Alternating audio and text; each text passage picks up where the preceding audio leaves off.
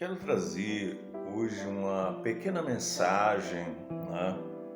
E essa mensagem ela tem como título A Bondade de Deus. E tem como texto base, tá? A carta de Paulo ao jovem pastor, título, capítulo 3, do verso 4 ao verso 7. E eu vou ler, né? Diz assim a palavra do Senhor: Entretanto, quando chegou o tempo de a bondade e o amor de Deus, nosso Salvador, se manifestarem, então Ele nos salvou, não porque fôssemos suficientemente bons para sermos salvos, mas por causa da sua bondade e compaixão, quando lavou os nossos pecados e nos deu a nova alegria de sermos a morada do Espírito Santo, que Ele derramou sobre nós com maravilhosa abundância. E tudo por causa daquilo que Jesus Cristo, nosso Salvador, fez, a fim de que Ele nos pudesse declarar justo aos olhos de Deus. Tudo por causa da sua grande bondade. E agora podemos participar da riqueza da vida eterna que Ele nos dá. E estamos ansiosamente aguardando recebê-lo. Pois bem, eu quero mostrar nesta pequena mensagem, rascunhar a bondade de Deus, ou seja, a ação de Deus em resgatar o homem, em tirar esse homem do caminho largo e trazer ele para o caminho estreito.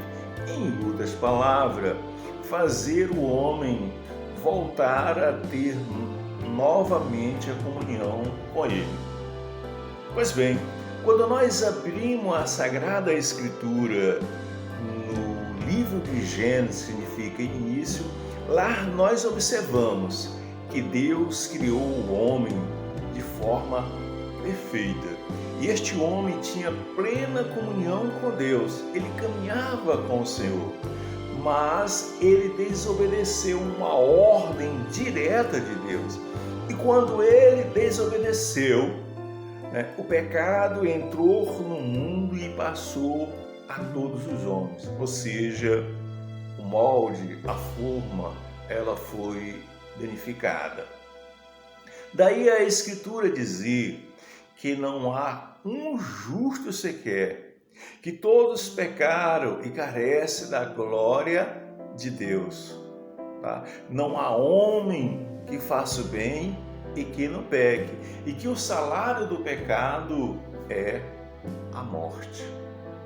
E é nesse momento, quando o homem desobedece a Deus, que ele entra nesse caminho largo, que aos seus olhos, ao seu ver, parece um caminho agradável, bom, conforme o Provérbio 14:12, mas a Bíblia adverte que o final deste caminho é morte.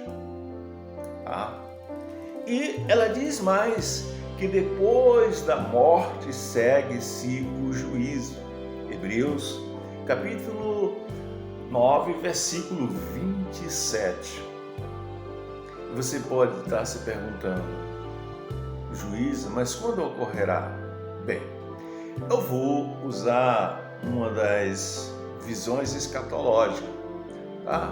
Nós temos algumas visões escatológicas, mas eu vou usar uma que é bastante, que está, digamos assim, que é aqui predominante dentro das igrejas pentecostais.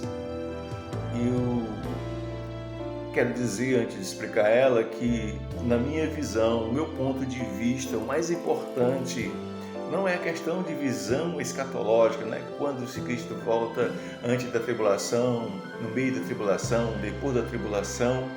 A coisa mais importante é você estar preparado para quando Cristo voltar. Pois bem, voltamos lá.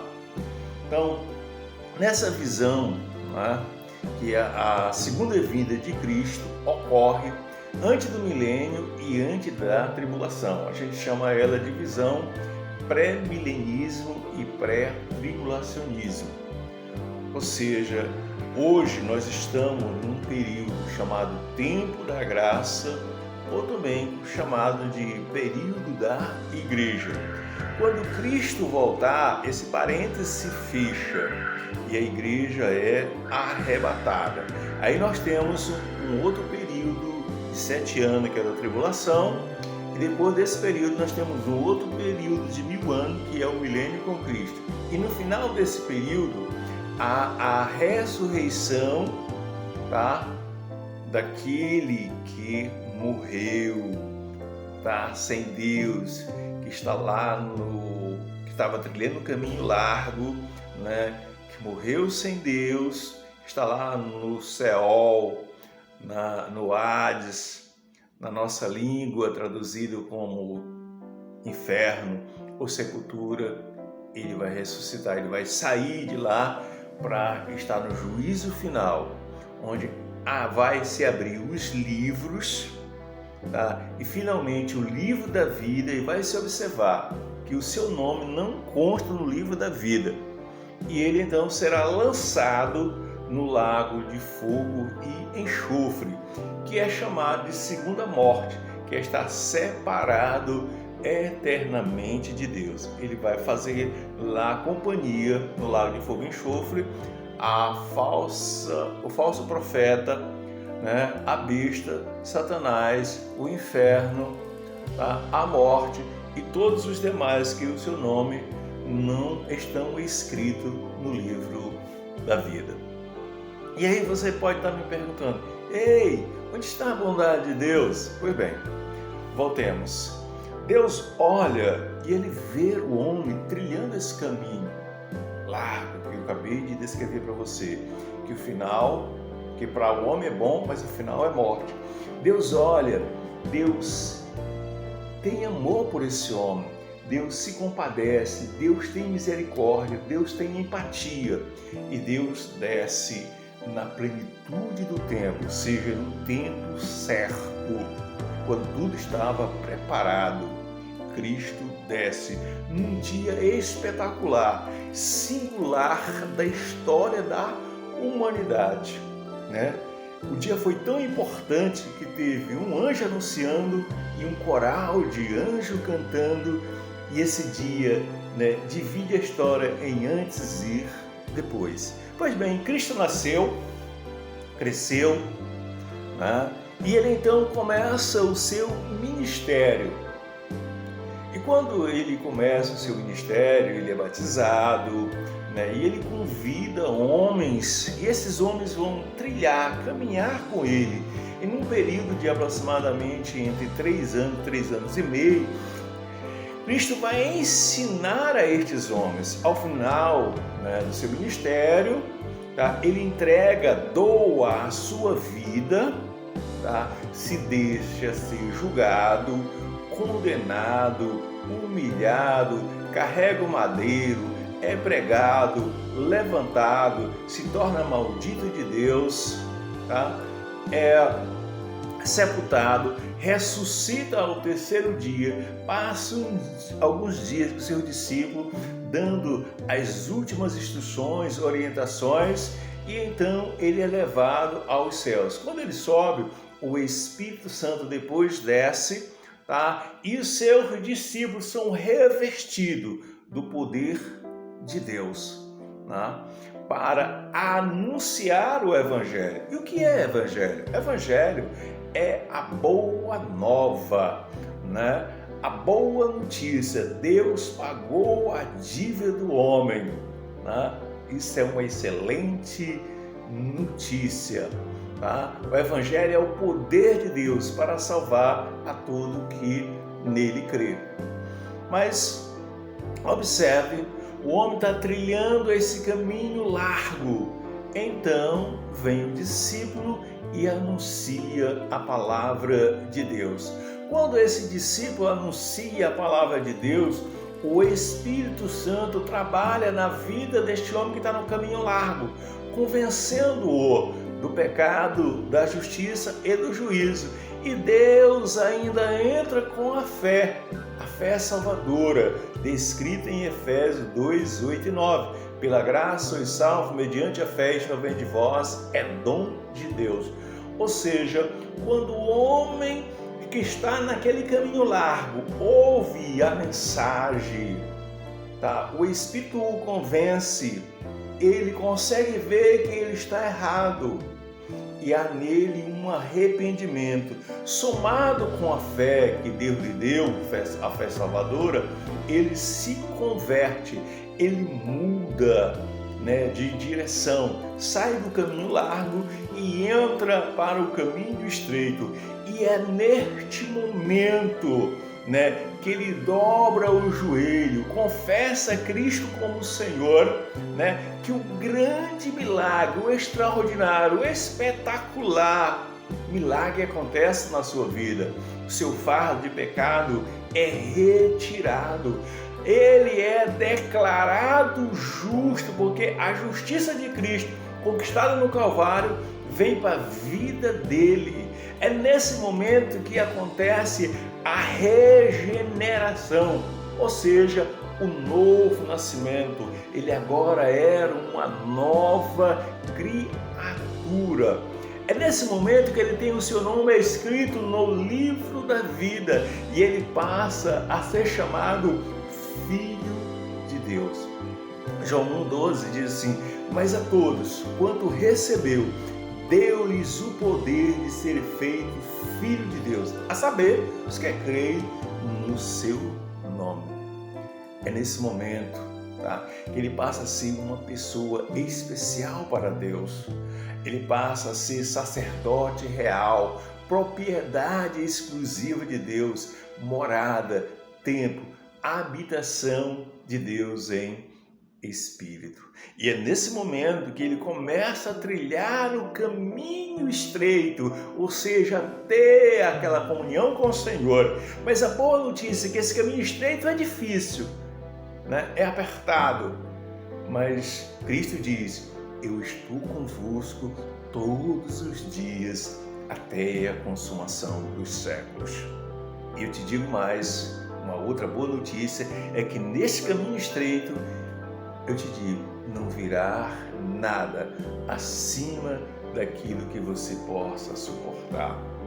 E você andando nesse caminho estreito, de repente, a morte, Cristo pode demorar um pouco, é a morte física, você envelhece, a morte física chega. Mas eu tenho uma outra boa notícia para você, Quando a trombeta tocar, que Cristo voltar a segunda vez, você ressuscitará num corpo glorioso. Mas imagine só que Cristo voltasse agora e você está trilhando esse caminho estreito.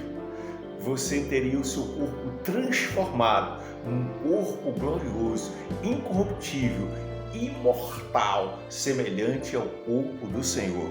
Onde você pode ver isso? 1 Coríntios capítulo 15, a partir do versículo 53.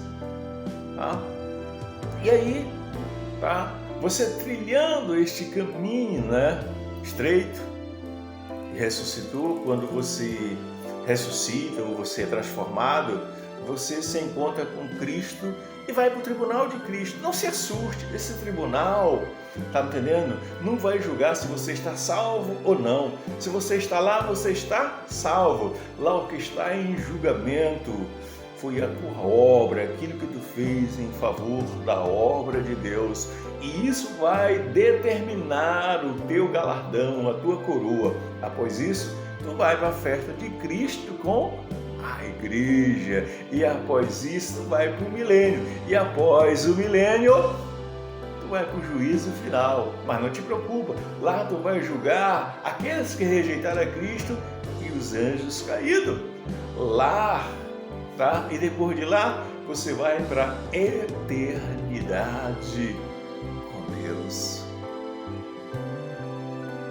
E para encerrar essa mensagem, eu quero dizer para você, se você está trilhando este caminho largo, sai dele, porque o final dele é morte, depois juízo. de eternidade a eternidade. Se você já está neste estreito, permaneça firme, porque o que Deus tem preparado para você são coisas grandiosas, indescritíveis. Tá me entendendo? Que o que você passa não passa de refúgio, não significa praticamente nada diante daquilo que Deus tem para você. Então, permaneça firme, leia, ore e confie naquele que faz a promessa, que é o Senhor. Tá? E aqui eu encerro a minha mensagem, agradecendo você por ter escutado essa mensagem, chegou até aqui, pedindo a você também que deixe aí o seu like, se inscreva no nosso canal,